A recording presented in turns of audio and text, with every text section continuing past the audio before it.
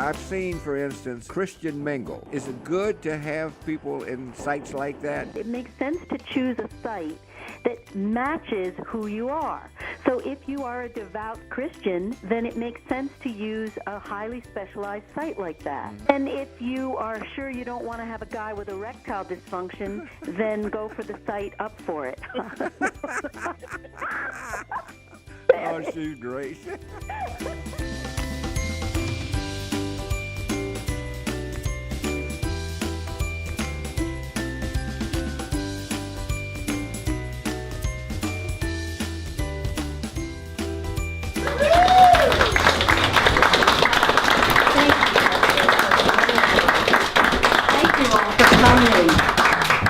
Oh my gosh, I haven't been in front of a video camera since the day my father married his second wife. This was not a good day. They asked me to sing an aria in the middle of his wedding vows, and my husband was turning the pages of the score and the accompanist is playing, and all of a sudden 2 pages got stuck together. And right in the middle of the wedding vows, my voice starts sounding like a cow giving birth to an elephant. Like this, and then finally I just knew there was no way to save it, and I said, oh fuck it, start over. So the rest of my life, the whole family has me in Memorex doing that during his wedding. It's so mortifying. And I'm just hoping that I don't make a similar faux pas tonight. Now, millions of women throughout the world are all too familiar with the way men distance emotionally or physically in the face of relationship conflict. The technical name for this is the demand, withdraw, negative escalation cycle, or husband withdrawal for short. I'll never forget when I was on the Today Show and I said that about husband withdrawal, and the announcer says to me on national TV, are you talking about a natural form of birth control? Well, Dr. Love is mortified to admit I didn't see that coming, if you'll pardon the pun. Now, husband withdrawal is the #1 cause of relational and marital conflict, divorce, and domestic violence. Now, the book that I am publishing through Hay House presents my proven method for stopping husband withdrawal and ending destructive fighting. And my method works for the majority of couples who use it.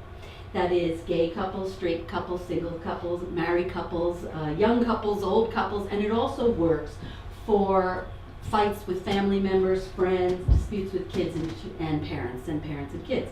So now, what causes husband withdrawal? I'm sure you're wondering, right?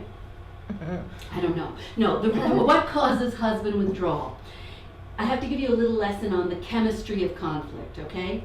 Now, men's bodies are hardwired to be hyperreactive to stress and danger.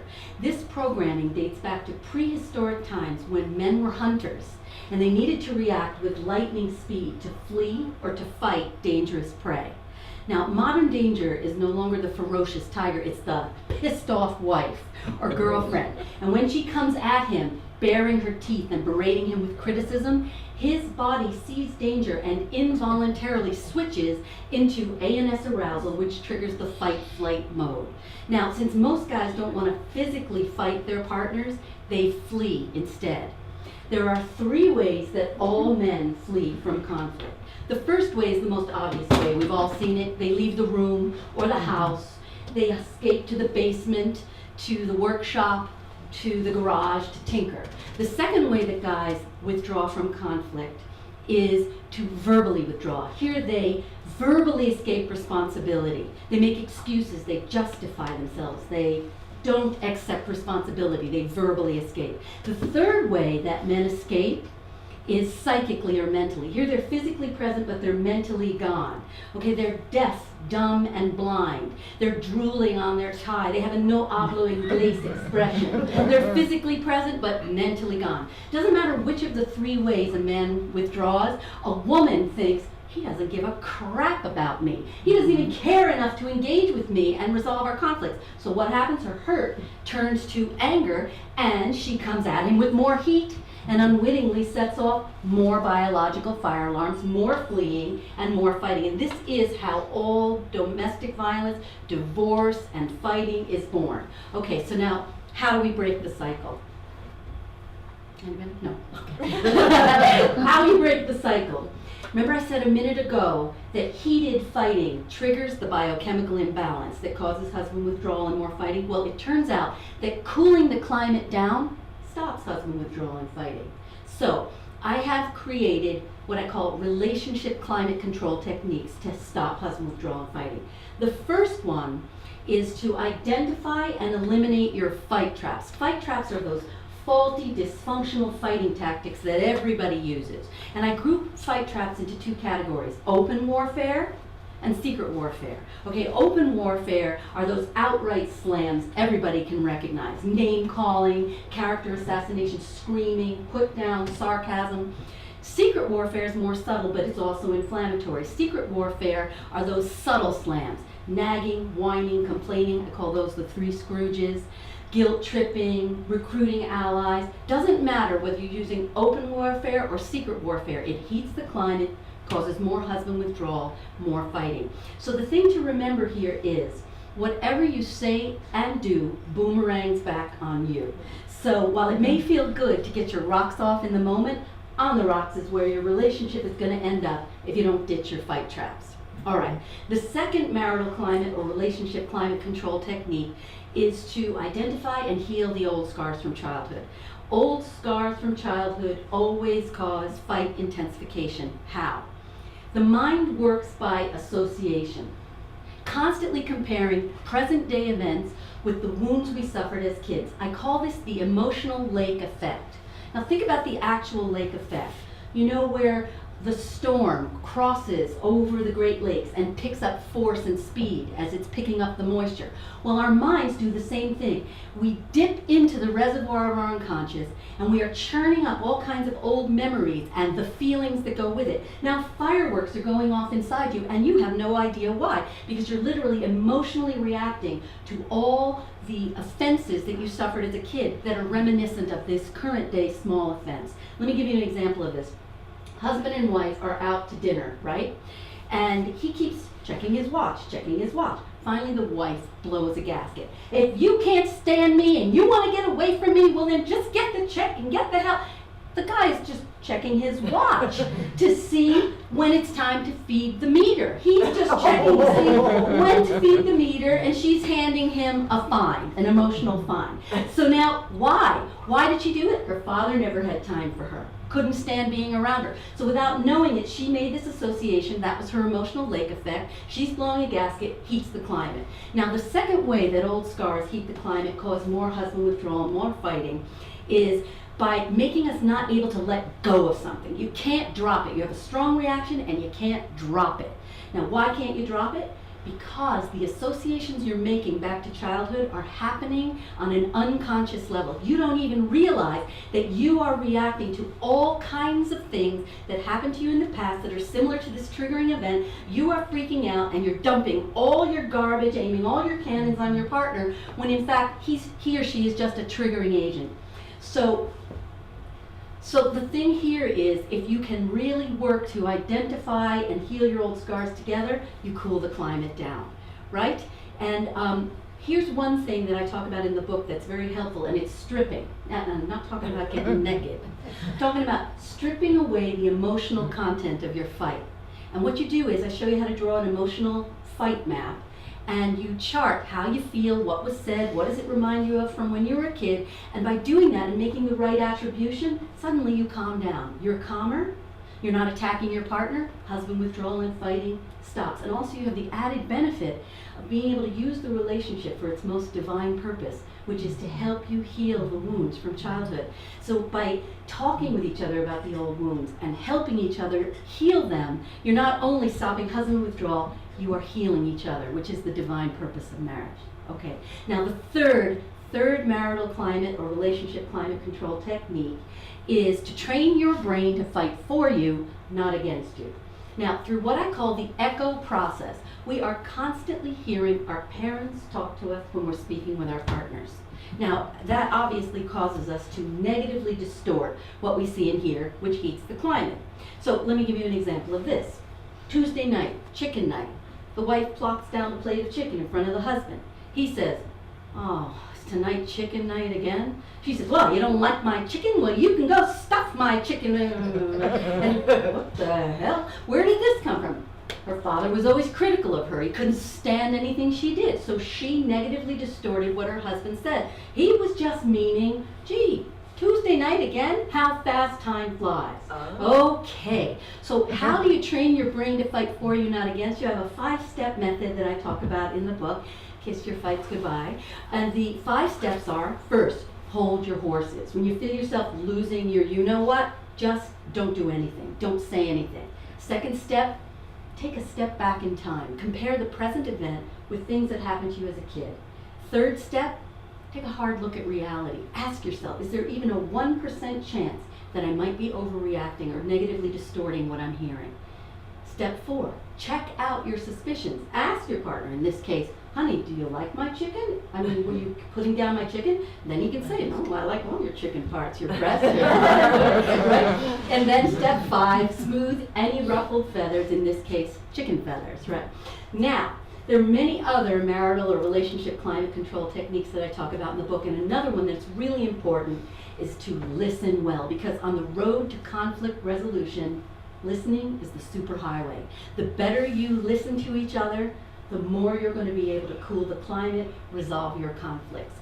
And besides that, you're also helping heal those old scars, because how many of us didn't get that patient, kind listening that we needed as kids?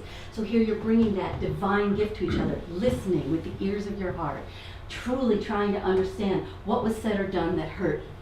And this is a hard thing to do, but if you do it, 90% of your conflicts will be resolved just from this. I have many other relationship climate control techniques in the book that I share, but I can't go into all of them. Let me just give you a little story so that you see how cooling the climate stops withdrawal and fighting. This couple came to me. He was a big doctor, and they'd been married for 35 years. And they sit down in my office, and he's got that look, the no hablo inglés expression. I know, oh boy. He's been in husband withdrawal since the beginning of time.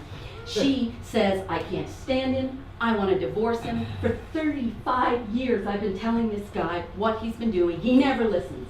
So I say to her, listen, he has been in ANS arousal. That's the fight-flight response. And one of the aspects of ANS arousal is your brain does not work right. You have what's called cognitive shutdown. And this was adaptive when guys were prehistoric cavemen and they had to go hunt a beast.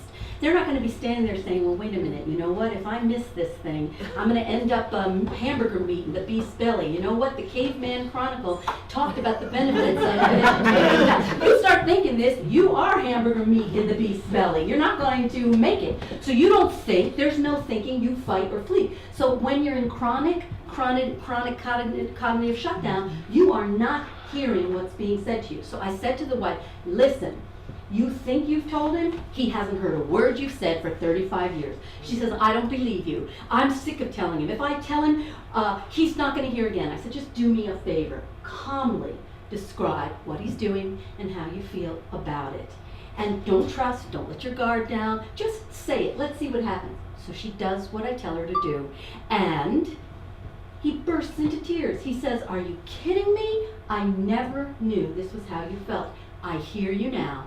I will change. P.S. I get a call from them 3 years ago saying that they've been happily ever after since. So you cool the climate down, and then what happens is husband withdrawal magically disappears, and then men want to stick around and resolve conflicts with you, which is easy because the second half of my book shows you my conflict resolution method, which is a simple thing to do. So, questions, anything, I'm here. It's included in the price of admission. Yes!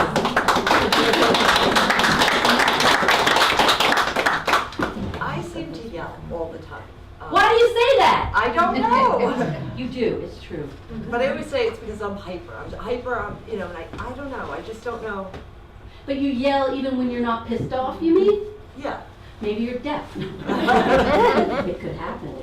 Or drunk, you've heard that. Or drunk, yell. You yell, but I don't consider it yelling. What you do is intensity and passion. Different thing. Okay. Different thing. I've listened to you when you talk, and you're excited, and you're passionate, and you're vital. Not yelling. Okay. All right. Okay? Yeah. Yeah, you talked about the purpose of a relationship to heal childhood wounds. Can you go into that a little bit more? Read the book. Remember that old commercial at the time? Right. So the thing is, it's said that all relationships fall to pieces because couples can't manage what's called the inevitable regression. That means that within about 18 to 24 months, you start to see your partner as the parent who pissed you off, or hurt you, or let you down. Automatically now we've got intensity. My old scars are afoot. You're my father who ignored me, my mother who never paid attention to me, didn't love me. And now all the heat is there and the fight is on. So by becoming aware of how you are triggering the wounds of my early life, we now not only have a chance to stop the husband withdrawal and the fighting, we also can help me heal. We can use the relationship to heal, because then your consciousness will help you to say, you know what? When you look at me that way, it reminds me of my father when he would scowl at me and it hurt my feelings. And then the husband or whoever is scowling at you can say, my gosh, I was just having gas. No. But you can just get to that place where I didn't mean to do that, and now I have consciousness about how I'm activating your old scars. Yeah. Now that would be perfect if that's how they responded, but what if they say, that's your stuff that you have to take care of, and that's not serving you, and so you what you're talking about there is whenever anybody is counter-blaming like that, in addition to being in a complete cognitive shutdown, husband withdrawal, you're dealing with a defensive person who probably has a very weak ego. Now, you have to have certain ego strength to be able to take responsibility. Oh, what did I say? What did I do? If you have a very fragile ego, it's always, I'm going to counter-blame you. I didn't do anything. I didn't say anything. How do you work with someone that's that fragile? In the second half of the book, I explain how to use, one of the most powerful things is the disclaimer. The disclaimer is how you preface your conflict statement, and the disclaimer is letting the person know, I'm not blaming you, I'm not out to deprive you of vital bodily parts, I'm not here to rip anything off you or shove anything in you, I'm your friend, and I am just saying, listen, I know you didn't mean to hurt me. Whatever that disclaimer is, it's like petting the cat in the direction of the fur. I know you didn't mean to hurt me. And it's just a reaction that I'm having based upon my history. Do you see? You speak that way and automatically the person is not defensive. Yes? What if they're still automatically defensive? Then there's only one solution. We bury them in my backyard. No, then they need therapy. And my book actually shows you, there are exercises in the book. I have first aid techniques to use when the person is losing it, when the person is defensive, what you can do, what you can say. Yeah. And if you say, oh, you need therapy, then watch the defenses go. Oh, no, you don't even go there. I can say it. That's the province of a shrink. I can say you're crazy. So why is the technique a little biased on men? Why do have the women calm things down? Okay, I'm so glad you asked that, because I've had so many women pissed off at me over this. What was the question? She says, why is it biased? I know what you mean. Why is it biased in favor of the men, and why do the women have to change? Oh. Listen, that's what you're saying, right? Right, I mean, even the definition, like what you call the husband. Husband withdrawal, Why right. is it that It's- way? Sometimes But the it's thing wife is, withdrawal. It can be. And if it's a reverse, it's when you speak in terms of statistics, we speak in terms of trends, right? So more often than not, men withdraw from conflict, but there are plenty of women who do too. And you can reverse my method and it works just fine for women. But the thing is, the fact is that women tend to be the relationship overseers and maintainers, which means we notice the problems first and we bring the problems to our mate's attention first. So if you're doing the work anyway, you might as well do it right. Do it effectively. You're doing it. But just to build on that point and to understand it a little bit better, because I would have thought the same thing, that the onus is on the man, because men have to control the way they're provoked in their environment, not just in the relationship, but in the workplace, and all these environments in which we can be provoked and let our emotions take care of us. So. Well, the thing is, it's the onus is, this book, when I'm talking about your interpersonal relationship and an intimate relationship, I am saying to women, you need to cool it down. I'm saying that because women, part of the female gender role is to be extremely expressive and emotive. This is how women are socialized, but it does not work well for the male physiology. So what I am saying is, ladies, you're doing it anyway. You're bringing the topics to the men's attention. Just chill down. Chill down. Eliminate the fight traps. Men should too, because men can be provocative with their fight traps as well. Heal your old scars.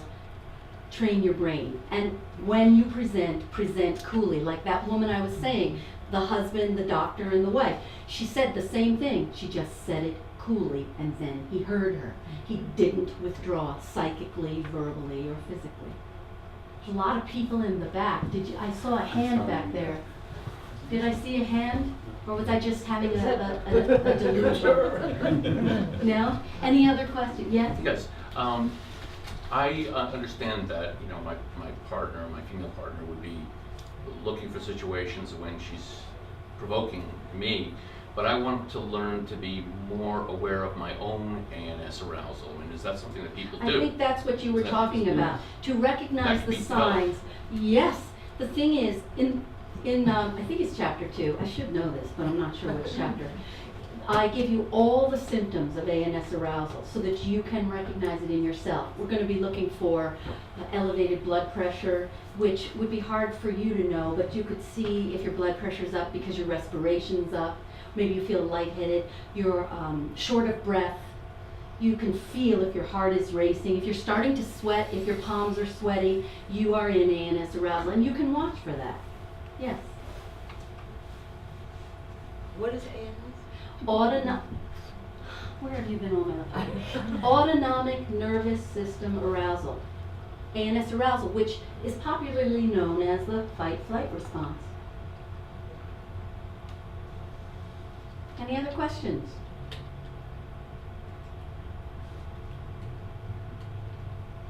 Yes, I told you I saw it. I knew I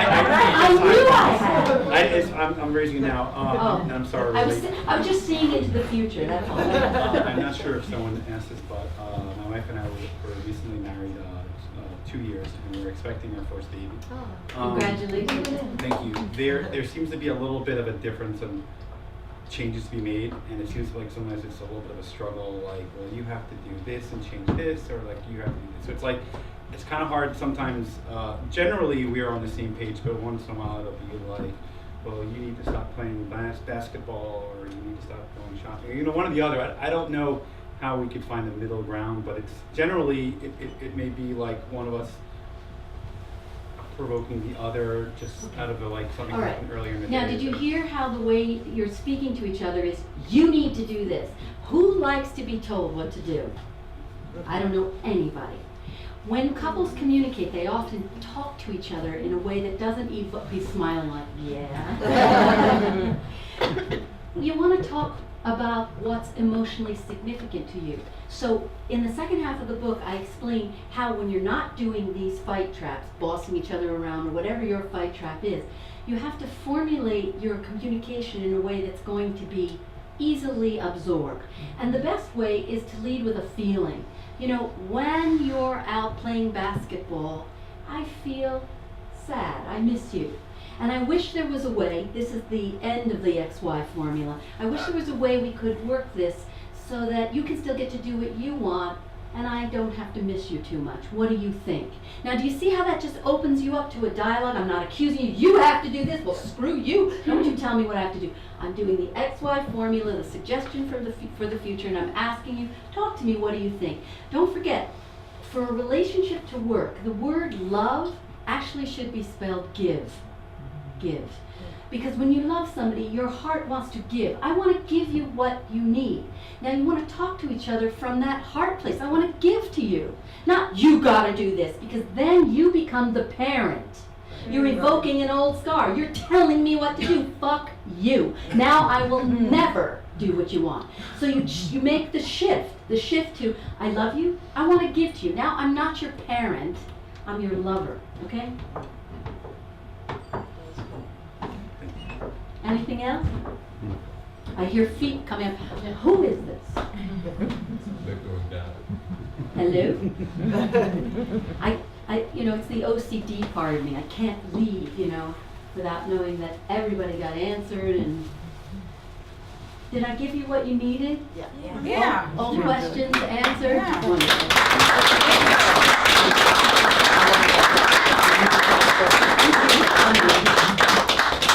Thank you very much. You're welcome.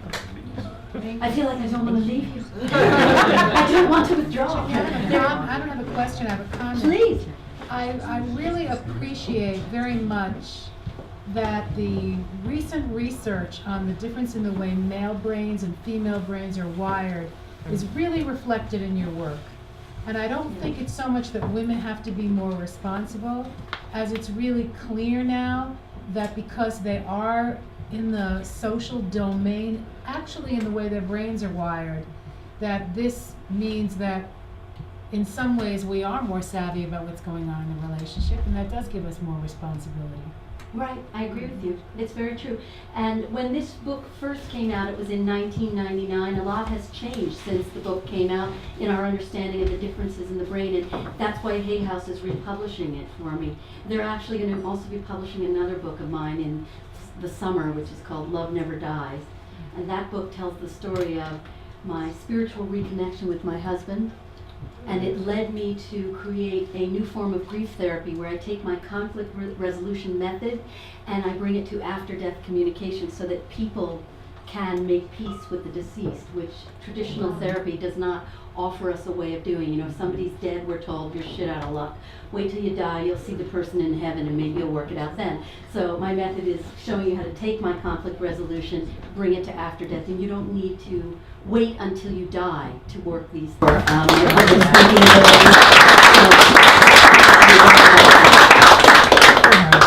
You guys have been a wonderful audience. When you said give a warm Woodstock welcome, it's true. I was standing outside and people actually said hello to me, which in Millbrook, oh no. In Millbrook, I ran an experiment and I just walked up to people for one day and just kept saying hello. And they just looked at me like I was some bag lady.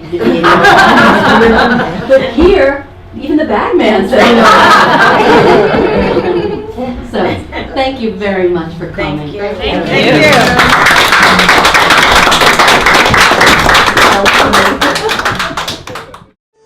Dr. Turndorf brilliantly helped me get in touch with my own feelings so that I was able to process better life's challenges with my bride. Dr. Turndorf was she inspired me from listening to her radio shows. I really feel like finally, after 20 plus years actually, it's time. And I was so shut down. And now I feel like, kind of like a flower, like I'm opening up and it's happening now. And I just want to say thank you, Dr. Turndorf. Working with her has gotten me out of the cycle of what happens when there's conflict in a marriage. It's given me new tools to work with. It's made me a better listener, and certainly made me more in touch with my own feelings so I can bring more to the table and continue to enrich our relationship.